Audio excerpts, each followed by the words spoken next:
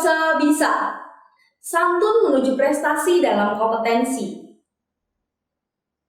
Baik murid-murid, materi pelajaran Bahasa Indonesia semester 1, kelas 11, yaitu teks prosedur. Kalau kalian mendengar tentang teks prosedur, apa sih kali pertama yang muncul di benak kalian? Baik, kalau kalian melakukan praktik di bengkel atau melakukan sesuatu kegiatan, perlu nggak sih suatu tutorial atau langkah-langkah? Atau kalian biasanya melakukan dengan sesuai ingatan kalian saja dan coba-coba saja? Nah, di Skapsa Studio Official kali ini kita akan belajar tentang teks prosedur.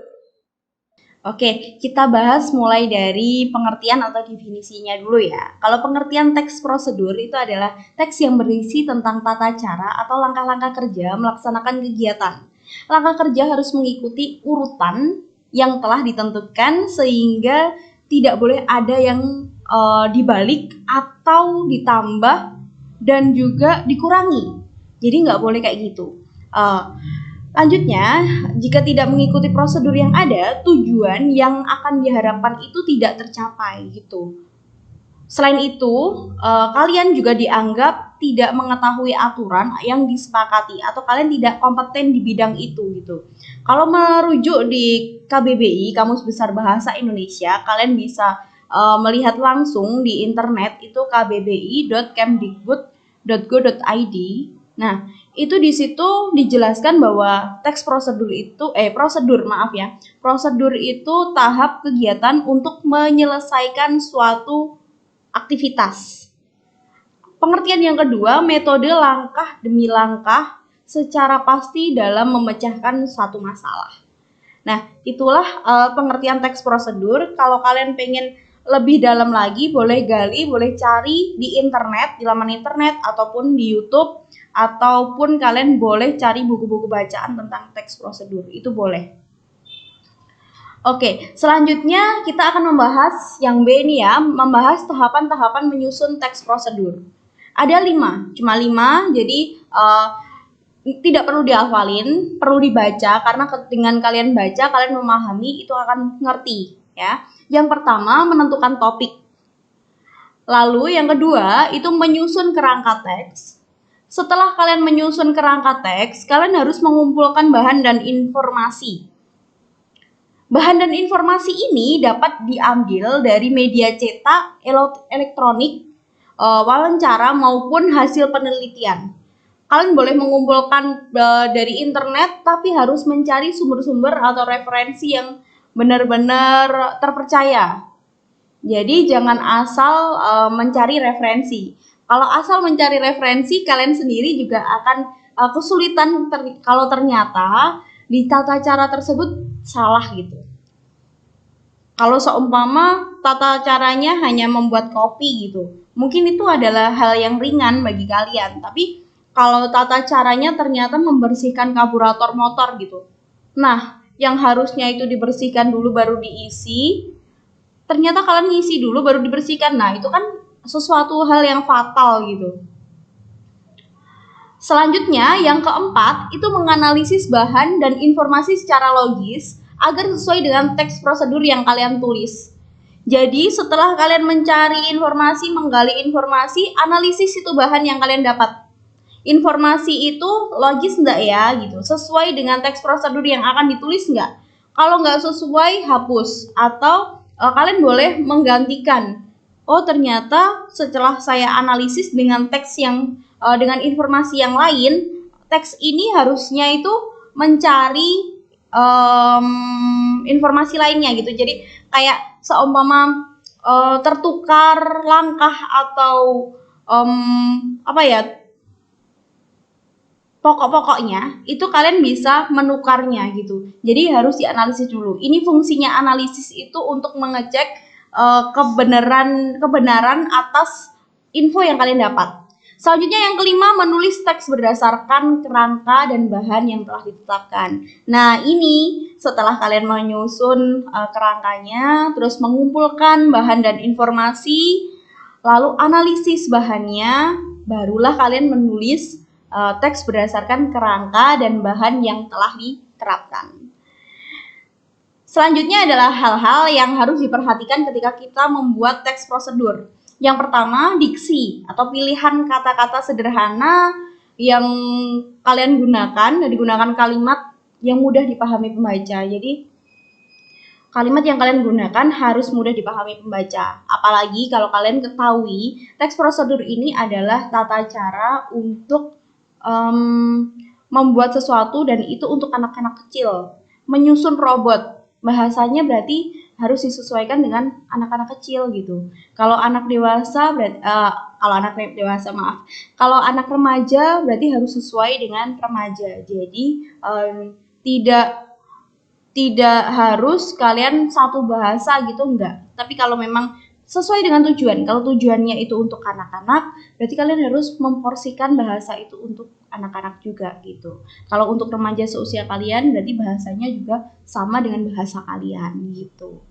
Nah, urutkan perintah atau instruksi secara jelas. Jadi, instruksi atau perintah itu diurutkan secara jelas. Jangan sampai ada hal-hal yang ternyata instruksi yang kalian buat itu semacam tidak dimengerti oleh orang lain atau ambigu. Ambigu itu seperti apa sih? Ambigu itu memberikan makna ganda. Nah, itu jangan sampai gitu. Jadi kalau kalian menulis teks prosedur itu benar-benar harus dipikirkan gitu. Yang ketiga itu pastikan instruksi-instruksi atau langkah-langkah yang diungkapkan sesuai dengan maksud dan isi teks prosedur. Ya, jadi instruksi dan langkahnya harus sesuai dengan maksud dan isi teks prosedur itu. Selanjutnya lengkapilah dengan gambar, bagan, atau denah yang diperlukan. Kalau kalian perlu gambar, tambahkan gambar lah. Kalau kalian memerlukan denah, kasih denah, nggak apa-apa. Dalam teks prosedur itu perlu ditambahi seperti itu, enggak apa-apa. Selanjutnya, pastikan pembaca dapat memahami isi teks dengan baik. Jadi, teks itu bukan hanya, kalian membuat teks prosedur, itu bukan hanya untuk diri kalian sendiri, tapi untuk orang lain. Jadi, biar mudah dipahami oleh orang lain, lakukanlah penulisan yang kiranya itu tidak membebani orang yang membaca. Jadi, orang membaca itu udah langsung paham gitu. Kalau kalian memang perlu cross check, kasihkan teks prosedurmu itu ke temanmu. Suruh membaca, itu udah paham belum? Kalau udah paham, oh berarti bisa dipahami oleh pembaca. Bukan hanya kamu si penulis saja yang paham gitu. Oke, kita lanjut ke bagian D, yaitu pernyataan-pernyataan dalam teks prosedur. Yang digunakan dalam teks prosedur itu harus dapat menjelaskan maksud dan isi teks, ya kan? Terus berupa kalimat sederhana, tersusun secara subjek, predikat, objek, atau keterangan. Keterangan boleh waktu, boleh bagaimana cara kamu melakukan sesuatu itu gitu. Terus yang terakhir nih, pernyataan umum diperjelas dengan pernyataan khusus agar si pembaca ini semakin paham. Pernyataan umum biasanya berupa gambaran awal teks. Bagian ini berisi tentang pemaparan tujuan yang dibuatnya, teks prosedur serta gambaran hasil yang diperoleh setelah melakukan kegiatan. Nah, itu tadi pernyataan-pernyataan dalam teks prosedur. Kalau teks prosedur sendiri itu ada awalnya itu tujuan, langkah kerja, dan penutup. Pertama, kalian harus menjelaskan tujuan membuat teks prosedur ini untuk apa, dan tujuannya seseorang melakukan langkah-langkah kerja ini untuk apa. Terus lanjut ke langkah-langkah kerja dalam teks prosedur itu seperti apa. Terus kalian tutup dengan kesimpulan, ataupun kalian boleh memberikan tips-tips jika menggunakan langkah-langkah ini itu harus seperti apa gitu. Jadi ada tujuan, langkah kerja, penutup. Di penutup kalian boleh menambahkan tips ataupun penutup yang lebih bisa dimengerti orang lain gitu, atau diperjelas langkah-langkah kerjanya tadi gitu. Kalau kita berbicara tentang struktur, ya kan, kita juga akan berbicara tentang kaidah penyusunan teks prosedur. Teks prosedur ini menggunakan kalimat perintah. dan berita. Jadi contoh nih, ambil sesendok kopi lalu masukkan ke dalam cangkir. Itu adalah kalimat perintah. Atau cuci bajumu lalu rendam dengan menggunakan softener. Nah, itu perintah. Yang kedua, menggunakan langkah kerja. Langkah-langkah kerja adalah apa yang dilakukan seseorang itu tadi. Jadi kayak cucilah bajumu, kayak gitu-gitu, itu namanya langkah kerja ya. Selanjutnya menggunakan benda dan pelaku. Nah, tadi kalau yang pertama, ambil kopi, satu sendok kopi, lalu masukkan ke cangkir. Nah, benda kan? Kopi, cangkir, itu benda. Nah, sebenarnya sederhana. Kalau kalian bisa memahami dan mau membaca, hal itu adalah hal yang sangat sederhana untuk membuat teks prosedur itu. Selanjutnya menggunakan kata kerja. Cucilah, terus apa tadi? Ambillah. Itu adalah kata kerja. Mengambil, mencuci, kayak gitu kan. Selanjutnya menggunakan kata sambung. Ambillah satu kopi dengan sesendok teh gitu.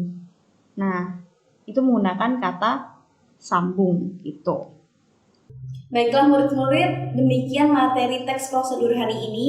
Untuk tugasnya, kalian bisa klik di kolom deskripsi dan sampai bertemu di materi selanjutnya.